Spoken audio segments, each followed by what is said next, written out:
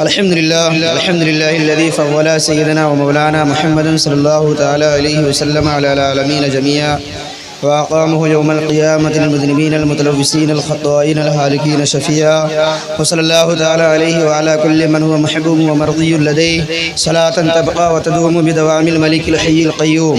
ونشهد أن لا إله إلا الله وحده لا شريك له ونشهد أن محمدا عبده ورسوله.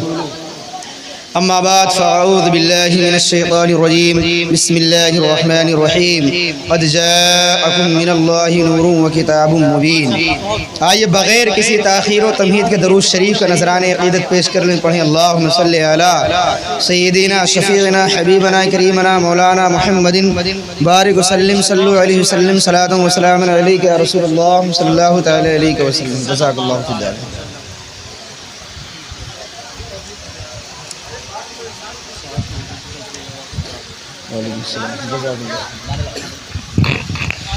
نعرہ تکبیر، نعرہ رسالت، جشن عید میلاد النبی، سرکار کی آمد، سرکار کی آمد، دلدار کی آمد، مکی کی آمد، مکے کی آمد، مدنی کی آمد، پرنور کی آمد. سب مل کر بولو، سب مل کر بولو، ذرا زور سے بولو، ذرا زور سے بولو. سرکار کی آمد، سرکار کی آمد، جشن عید میلاد النبی، نعرہ تکبیر، نعرہ رسالت. بہت خوب.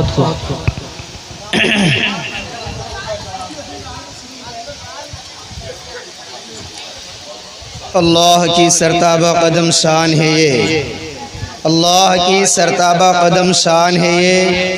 انسان نہیں انسان وہ انسان ہے یہ. قرآن تو ایمان بتاتا ہے انہیں، قرآن تو ایمان بتاتا ہے انہیں. ایمان یہ کہتا ہے میری جان ہے یہ، ایمان یہ کہتا ہے میری جان ہے یہ. یا رسول اللہ فرش والے تیری شوکت کا علو کیا جانے. جی جی جی، بہت خوب، بہت خوب. جلدی کر لیجیے جس کو جو بھی چیزیں کرنا تاکہ آپ خاموشی کے ساتھ آپ تھوڑی دیر سنیں. اب جی جی،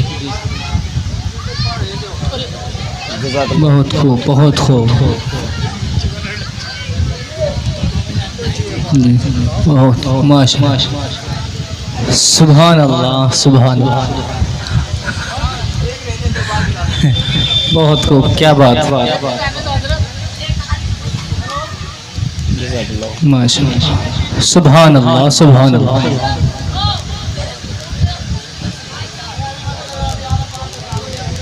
یا رسول اللہ فرش والے تیری شوکت کا علو کیا جانے، فرش والے تیری شوکت کا علو کیا جانے. خسروا عرش پہ اڑتا ہے فریرہ تیرا. بے شک، سبحان اللہ. میں تو مالک ہی کہوں گا کہ ہو مالک کے حبیب، میں تو مالک ہی کہوں گا کہ ہو مالک کے حبیب. یعنی محبوب و محب میں نہیں میرا تیرا، بے شک. یعنی محبوب و محب میں نہیں. بھیا سب لوگ بیٹھ جائیں کیونکہ حضرت کا آپ کو خطاب سننا ہے.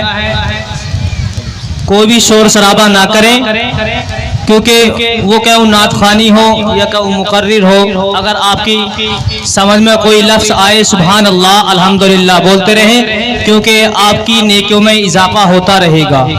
شور نہ کریں. حضرات کافی دیر سے آپ حضرات نعت و منقبت سماعت کر رہے ہیں اور ایک اچھا ماحول بھی الحمدللہ آپ نے بنا رکھا ہے. ابھی آپ نے ایک بعد دیگرے سے آپ نے نعت و منقبت سماعت کی ہے. اگر آپ حضرات خاموشی کے ساتھ بیٹھیں گے تو انشاءاللہ العزیز قرآن و حدیث کے حوالے سے، قرآن و حدیث کے حوالے سے میں یہ بیان کرنے کی کوشش کروں گا کہ ہم اور آپ میلاد پاک کیوں مناتے ہیں، اپنے نبی کی پیدائش پر اس طرح کی محفلیں کیوں منعقد کرتے ہیں. قرآن میں اللہ تبارک و تعالیٰ نے اپنے نبی کا میلاد اور ائمہ محدثین اور صحابہ کرام اولیاء کاملین نے اللہ کے رسول صلی اللہ علیہ وسلم کے میلاد کے حوالے سے کیا بیان فرمایا ہے. وہ چند باتیں میں آپ حضرات کی سماعتوں کے حوالے کرنا چاہوں گا، مگر اس سے پہلے میں پھر ایک بار آپ حضرات سے یہ گزارش کروں گا کہ آپ حضرات شانتی کے ساتھ آپ سنیں. اگر آپ شانتی کے ساتھ سنیں گے تو انشاءاللہ تعالی وہ قرآن کی مدلل آیتیں جسے سننے کے بعد میں انشاءاللہ تعالی آپ کا ایمان تازہ ہو جائے گا، اور آپ خود یہ محسوس کریں گے کہ بلا شبہ ہم لوگ جو محفل میلاد پاک، جشن عید میلاد النبی، یہ ساری چیزیں جو منعقد کرتے ہیں یہ قرآن و سنت کے مطابق عمل کرنا ہے۔ حضرات، میں نے قرآن مقدس کی آیت کریمہ کی تلاوت کی ہے۔ اللہ رب العزت قرآن مقدس میں ارشاد فرماتا ہے قد جاءکم من اللہ نور و کتاب مبین، تحقیق کی آ گیا تمہارے پاس اللہ کی جانب سے نور اور روشن کتاب۔ حضرات، وقت بڑی ہی تیزی کے ساتھ ارشاد شمشاد بھائی بڑھ رہا ہے، آپ اشارہ مت کیجیے۔ اچھا، کیونکہ ہمارے معزز مہمان ہیں اور میں اپنے اصول کا بھی پابند ہوں کہ اگر کوئی مہمان ہو تو اسے اپنا وقت دینا چاہیے مکمل، تاکہ ہم اسے کما کہو سن سکیں۔ تو اللہ تبارک و تعالیٰ نے قرآن مقدس میں ارشاد فرمایا قد جاءکم من اللہ نور و کتاب مبین، تحقیق کی آ گیا تمہارے پاس اللہ کی جانب سے نور اور روشن کتاب۔ حضرات، آج دور حاضر میں اعتراض کرنے والے لوگ اعتراض کرتے ہیں، جو اس طرح کے سوالات سامنے آتے ہیں کہ نبی کا میلاد خلفائے راشدین نے نہیں پڑھا ہے، نبی کا میلاد صحابہ نے نہیں پڑھا ہے، نبی کا میلاد تابعین نے نہیں پڑھا ہے۔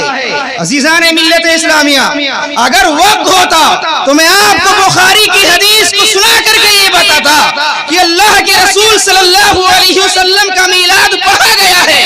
بس میں آپ کو صرف اتنا بتانا چاہتا ہوں کہ صحاح ستہ حدیث کی جو کتابیں ہیں ان میں کئی ایسی کتابیں ہیں جس میں اگر محدثین نے باب باندھا ہے تو باب میلاد النبی کہہ کر کے باندھا ہے۔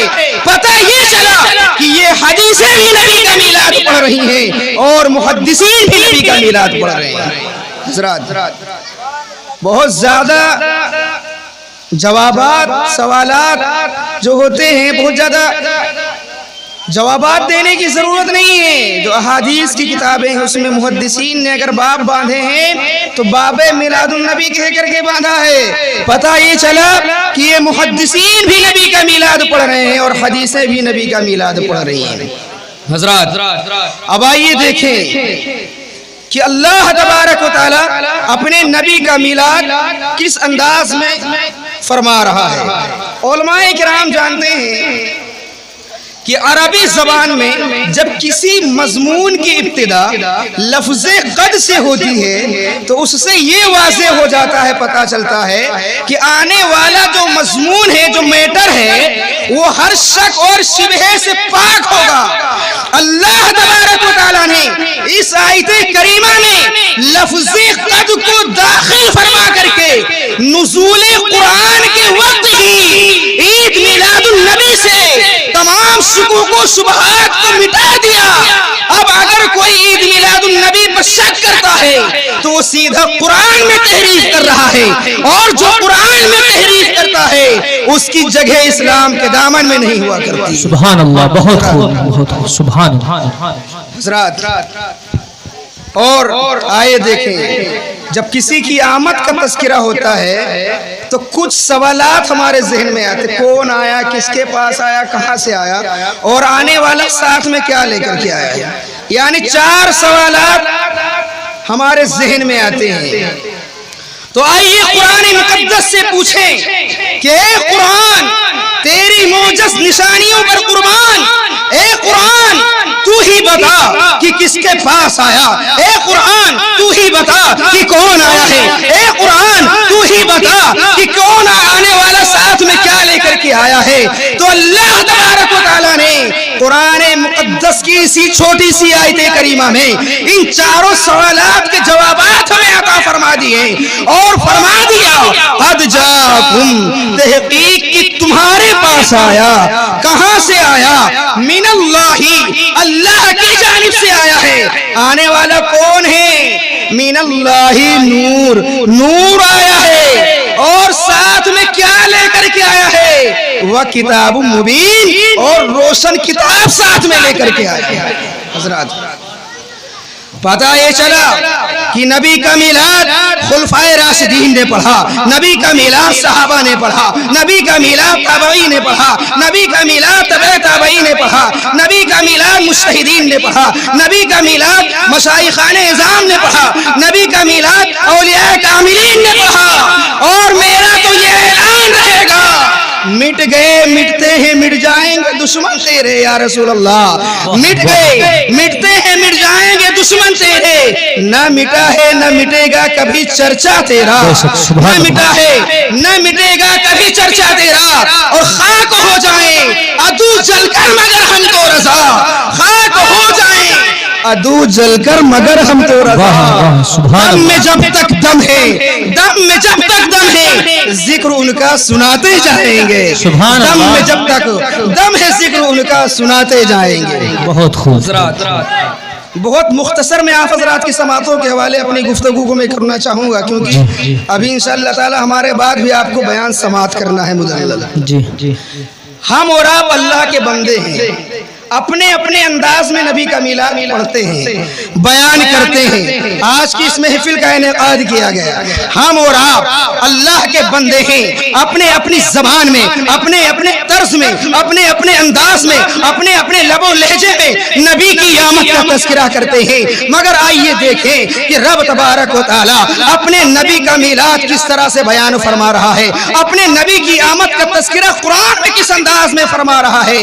رب تبارک و تعالی جب اپنے نبی کا میلاد بیان کرنا چاہتا ہے تو فرماتا ہے وہ پیغمبر تشریف لے کر کے آیا جس کی ذات جب عرش اعظم پر جائے تو سبحان الذی اسری بعبدہ لیلا من المسجد الحرام الى المسجد الاقصی، اور عرش اعظم سے جب فرش بری پر پھر آئے تو والنجم اذا ہوا، وہ پیغمبر تشریف لے کر کے آیا جس کی چشمان رحمت ما زاغ البصر وما طغى ہے، وہ پیغمبر تشریف لے کر کے آیا ہے جس کی ذات وما ارسلناک الا رحمتا للعالمین ہے، وہ پیغمبر تشریف لے کر کے آیا ہے جس کی ذات ورفعنا لک ذکرک ہے، وہ نبی تشریف لے کر کے آیا ہے جس کی ذات لقد من اللہ علی المؤمنین اذ بعث فیہم رسولا ہے، وہ نبی تشریف لے کر کے آیا ہے جس کی ذات تلک الرسل فضلنا بعضهم علی بعض ہے، وہ نبی تشریف لے کر کے آیا ہے جس کی ذات کما ارسلنا فیکم رسولا منکم یتلو علیکم آیاتنا ویزکیکم ہے، وہ نبی تشریف لے کر کے آیا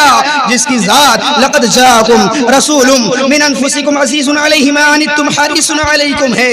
عزیزان ملت اسلامیہ، آپ اگر قرآن مقدس کو دیکھیں گے تو پورا قرآن مقدس نبی کی نعت گوئی کرتا ہوا نظر آئے گا۔ پتہ یہ چلا کہ اللہ تبارک و تعالی نے اپنے نبی کی آمد کا تذکرہ اپنے انداز میں قرآن مقدس میں کیا ہے۔ اس سے یہ واضح ہو گیا کہ میلاد منانا گویا کہ قرآن پر عمل کرنا ہے، قرآن و سنت کے اطاعت و فرما برداری کرنا ہے۔ سبحان اللہ سبحان اللہ۔ وہ جو نہ تھے تو کچھ نہ تھا، وہ جو نہ تھے تو کچھ نہ تھا، وہ جو نہ ہو تو کچھ نہ ہو، وہ جو نہ تھے تو کچھ نہ تھا، وہ جو نہ ہو تو کچھ نہ ہو۔ سبحان اللہ۔ جان ہے وہ جہان کی، جان ہے وہ جہان کی، جان ہے تو جہان ہے، جان ہے تو جہان ہے۔ عزیزان ملت اسلامیہ، مختصر میں اب آئیے دیکھیں کہ ائمہ محدثین کا نظریہ کیا ہے محفل میلاد پاک کے حوالے سے، ائمہ محدثین کیا کہہ رہے ہیں نبی میلاد پاک کے حوالے سے۔ عزیزان ملت اسلامیہ، مختصر میں اپنے بیان کرنا چاہوں گا، ذہن کو حاضر رکھیے آپ۔ حضرت علامہ ابن جوزی رحمۃ اللہ تعالی علیہ بہت بڑے، خاموشی کے ساتھ بیٹھو بابو، بہت بڑے محدثین میں سے ایک محدث ہیں۔ آپ کیا فرماتے ہیں محفل میلاد پاک کے حوالے سے؟ مختصر میں آپ وہ جملے سماعت کرو جو ان محدثین کا نظریہ ہے۔ آپ فرماتے ہیں کہ جو بندے مومن محفل میلاد پاک پڑھتا ہے، سننے اور سنانے کی محفلیں منعقد کرتا ہے، تو وہ پورا سال اللہ کے حفظ و امان میں رہتا ہے اور اسے اچھی خوشخبری آنے کا مژدہ جلدی نصیب ہوگا۔ عزیزان ملت اسلامیہ، آپ فرما رہے ہیں۔ اور دیکھیے حضرت علامہ ملا علی قاری رحمۃ اللہ تعالی علیہ وہ کیا فرماتے ہیں کہ محفل میلاد پاک پڑھنا، سننا اور سنانے کی سعادتیں حاصل کرنا یہ اہل ایمان، اہل اسلام کا شیوا ہے، یہ اہل اسلام، اہل ایمان کی پہچان ہے۔ اور محفل میلاد پاک جشن عید میلاد النبی کے موقع پر، اس 12ویں کے موقع پر اہل ایمان مساکین کو کھانا کھلاتے ہیں، محفلیں منعقد کرتے ہیں، غریبوں کی مدد کرتے ہیں اور نیکیاں کرتے ہیں، اور اس کا اجر ان کا رب اجر عظیم کی شکل میں عطا فرمائے گا۔ حضرات، حضرت شیخ عبدالحق محدث دہلوی بھی کیا فرما رہے ہیں؟ وہ بھی یہی فرما رہے ہیں۔ آپ فرماتے ہیں کہ 12 ربیع الاول کی 12 تاریخ کو غریبوں کو کھانا کھلانا، محفل میلاد پاک کی محفلیں منعقد کرنا اور غریبوں کی مدد کرنا، یہ عمل خیر ہے، اچھا ایک عمل ہے، اور اس میں تمہارے لیے ثواب ہی ثواب ہے۔ حضرات، اور آئیے دیکھیں،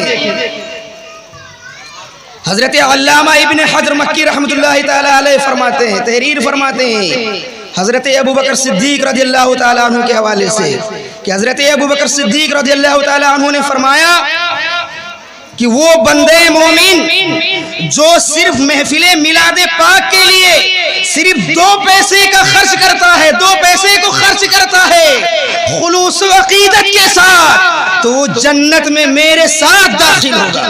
حضرات، بے شک، سبحان اللہ۔ اور خلیفہ ثانی حضرت امیر المومنین عمر فاروق اعظم کا کیا نظریہ ہے؟ آپ فرماتے ہیں جو بندے مومن محفل میلاد پاک منعقد کرتا ہے، گویا کہ اس نے اسلام کو زندہ کیا ہے۔ عزیزان ملت اسلامیہ، یہ محدثین اور صحابہ کرام کا نظریہ ہے۔ عزیزان ملت اسلامیہ، اور آئیے دیکھیں حضرت حسن بصری رحمۃ اللہ تعالی علیہ کا کیا عقیدہ ہے محفل میلاد پاک کے حوالے سے۔ آپ فرماتے ہیں کہ اگر میرے پاس احد پہاڑ کے برابر سونا ہوتا تو میں اس سارے سونے کو عید میلاد النبی کے لیے خرچ کر دیتا۔ حضرات، یہ بزرگوں کا عقیدہ تھا۔ حضرت جنید بغدادی کیا فرما رہے ہیں وہ سنیے مختصر میں۔ حضرت جنید بغدادی رضی اللہ تعالیٰ عنہ فرماتے ہیں جو بندے مومن محفل میلاد پاک منعقد کرتا ہے، جب وہ دنیا سے رخصت ہوگا تو وہ ایمان کے ساتھ جائے گا، اس کا ایمان پر خاتمہ بالخیر ہو۔ حضرات، اس سے بڑھ کر کے اور کیا اللہ کا انعام ہو سکتا ہے کہ جو محفل میلاد پاک منعقد کرتے ہیں وہ جب دنیا سے انتقال بھی کریں گے تو انشاءاللہ العزیز وہ ساتھ ایمان کے ساتھ جائیں گے۔ حضرات، اچھا محفل میلاد پاک پڑھنے سے ملتا کیا ہے؟ بس ایک نقطہ دو میں آپ کی سماعتوں کے حوالے اپنی بات کو مکمل کرنا چاہوں گا۔ محفل میلاد پاک پڑھنے سے ہمیں اجر کیا ملے گا؟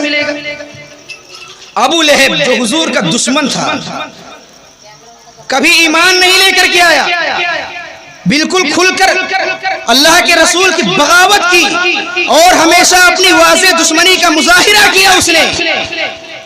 جب اللہ کے رسول صلی اللہ علیہ وسلم کی پیدائش ہوئی تو ابو لہب کی جو باندی تھی، جو کنیز تھی، اس نے آ کر کے خبر دی ابو لہب کو کہ آپ کا بھتیجا آیا ہوا، یعنی حضرت عبداللہ کے گھر بچے کی پیدائش ہوئی ہے، بہت ہی حسین و جمیل بیٹا ہے۔ اتنا صرف سنا تھا، یعنی ایمان نہیں لایا، پیدائش کی خوشی میں کہ میرا بھتیجا پیدا ہوا ہے اس نے اپنی باندی کو آزاد کر دیا۔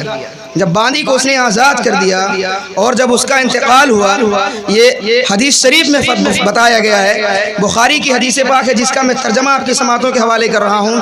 جب ابو لہب کا انتقال ہوا تو اس کے کچھ گھر والوں نے اسے خواب میں دیکھا، تو جب اسے خواب میں دیکھا تو پوچھا کہ تمہارا حال کیا ہے؟ اس نے کہا میرا حال بہت برا ہے تم لوگوں سے الگ ہو کر کے، البتہ مجھے کلمے کی انگلی کے ذریعے سے پانی ملتا ہے اور اس پانی کے ذریعے سے میرے عذاب میں تخفیف ہو جایا کرتی ہے، میرے عذاب میں کمی ہو جایا کرتی ہے۔ اور اس کی وجہ کیا ہے کہ میں نے اپنے بھتیجے یعنی محمد صلی اللہ علیہ وسلم کی پیدائش کی جب خبر سنی تھی تو اس انگلی کے اشارے سے میں نے اپنی کنیز کو آزاد کر دیا تھا۔ اس آزاد کرنے کا جو بدلہ ہے، جو انعام ہے، وہ اللہ نے ہمیں اس طرح سے دیا ہے کہ ہمارے عذاب میں تخفیف کر دی جاتی ہے۔ حضرات، تو ابو لہب جیسا کافر جس کا تذکرہ قرآن میں بالکل واضح کیا گیا ہے، وہ اسلام نہیں لایا، ایمان نہیں لے کر کے آیا، رسول اللہ کی رسالت کا اقرار نہیں کیا، لیکن صرف پیدائش کی خوشی میں باندی کو آزاد کر دیا اپنی، تو اس کا اجر کس طرح سے اللہ نے دیا کہ اس کے عذاب میں کمی کر دی جا رہی ہے۔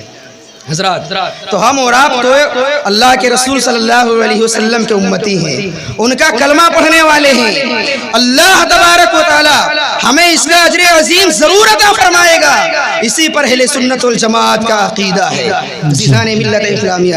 اور آئیے دیکھیے مختصر میں حضرت سعدیہ کے حوالے سے آپ نے سنا ہوگا کہ حضرت حلیمہ سعدیہ نے آپ کو دودھ کے پرورش کے لیے دودھ پلانے کی غرض سے آپ کو لے کر کے گئی تھی۔ میں اس کو زیادہ بیان نہیں کرنا چاہوں گا، بس ایک واقعہ ہے آپ کے حوالے سے کہ حضرت حلیمہ سعدیہ رضی اللہ تعالی عنہا فرماتی ہیں کہ جب آپ 40 روز کے تھے، یعنی بچپنے میں اور جھولے میں رہتے تھے، تو انگلیوں کے اشارے سے، یعنی انگلیاں جس طرح سے گردش کرتی رہتی تھی اسی طرح سے چاند بھی گردش کرتا رہتا تھا، یعنی چاند بھی گھومتا رہتا تھا۔ عزیزان ملت اسلامیہ، یعنی چاند گردش کرتا رہتا تھا، اسی لیے امام عشق و محبت نے فرمایا کہ چاند جھک جاتا جدھر انگلی اٹھاتے مہد میں، چاند جھک جاتا جدھر انگلی اٹھاتے مہد میں، کیا ہی چلتا تھا اشاروں پر کھلونا نور کا۔ پتہ یہ چلا کہ اللہ کے رسول صلی اللہ علیہ وسلم کے لیے چاند کو کھلونے کی شکل میں پیش کیا گیا تھا، اور رسول اللہ مہد کے عالم میں اس چاند سے کھیلتے رہتے تھے انگلیوں کے اشارے پر۔ عزیزان ملت اسلامیہ، پھر جب اللہ کے رسول صلی اللہ علیہ وسلم سے اس کے بارے میں پوچھا گیا کہ یا رسول اللہ، جب آپ مہد میں تھے تو آپ کا یہ عالم تھا، یعنی آپ مہد کے عالم میں تھے، آپ کی انگلیاں گردش کرتی رہتی تھی اور چاند بھی آپ کی انگلیوں کے اشارے پر ادھر ادھر گردش کرتا رہتا تھا، تو کیا آپ کو اس کے بارے میں علم تھا؟ کیا آپ اس کے بارے میں جانتے تھے؟ یہ نقطے کو آپ سنیے صرف کہ رسول اللہ کا جواب کیا تھا۔ جب رسول اللہ سے پوچھا گیا کہ آپ کو اس کے بارے میں علم تھا، اللہ کے رسول صلی اللہ علیہ وسلم نے فرمایا کہ سنو، یہ جو مسئلہ ہے تو میری پیدائش کے بعد کا ہے، جسے میں بخوبی جانتا ہوں، اور یہاں تک میں جانتا تھا کہ جب چاند عرش اعظم کے نیچے اللہ کو سجدہ کرتا تھا تو اس سجدے کی آواز کو بھی میں سنا کرتا تھا۔ سبحان اللہ، سبحان اللہ، بہت خوب۔ نعرہ تکبیر، نعرہ رسالت، جشن عید میلاد النبی، سرکار کی آمد، سرکار کی آمد، دلدار کی آمد، پرنور کی آمد، نعرہ تکبیر، نعرہ رسالت۔ ایک نقطہ تو یہ ہو گیا، اللہ کے رسول نے کیا فرمایا؟ یہ تو میری پیدائش کے بعد کا معاملہ ہے، میں مہد میں تھا اور میں چاند جب سجدہ کرتا تھا رب کو تو اس کی آواز کو بھی میں سنا کرتا تھا۔ آپ آگے اور کیا فرماتے ہیں وہ سنیے۔ اللہ کے رسول نے فرمایا سنو، یہ تو میری پیدائش کے بعد کا معاملہ ہے، جب میں پیدا بھی نہیں ہوا تھا اور ماں کے شکم میں تھا، ماں کے پیٹ میں تھا، اور فرشتے اللہ کے حکم سے جب لوح محفوظ پر لکھتے تھے تو اس قلم کی آواز کو بھی میں سنا کرتا تھا۔ حضرات، اور آگے ارشاد فرماتے ہیں کہ جب فرشتے لکھتے تھے تو مجھے یہ بھی علم رہتا تھا کہ میرے کس امتی کا کیا عمل لکھا گیا ہے اور کس کے بارے میں لکھا گیا ہے۔ حضرات، اسی لیے امام عشق و محبت نے ارشاد فرمایا خالق کل نے آپ کو مالک کل بنا دیا، دونوں جہاں ہیں آپ کے قبضہ و اختیار میں، دونوں جہاں ہیں آپ کے قبضہ و اختیار میں۔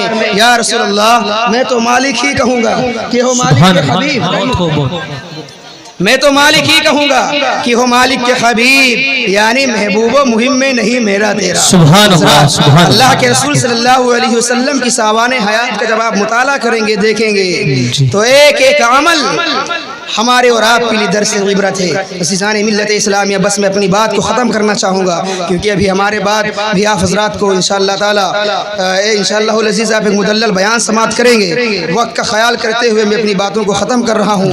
میں اللہ رب العزت کی بارگاہ میں دعا کو ہوں العالمین ہم سب کو ان تمام باتوں پر عمل کرنے کی توفیق عطا فرمائے، اپنے بتائے ہوئے نقش قدم پر چلنے کی توفیق عطا فرمائے، قرآن و حدیث کے امور پر عمل کرنے کی توفیق عطا فرمائے۔ آقا کریم علیہ الصلوۃ والتسلیم کی بارگاہ بارگاہ ہمیں زیادہ سے زیادہ خراج عقیدت پیش کرنے کی توفیق عطا فرمائے.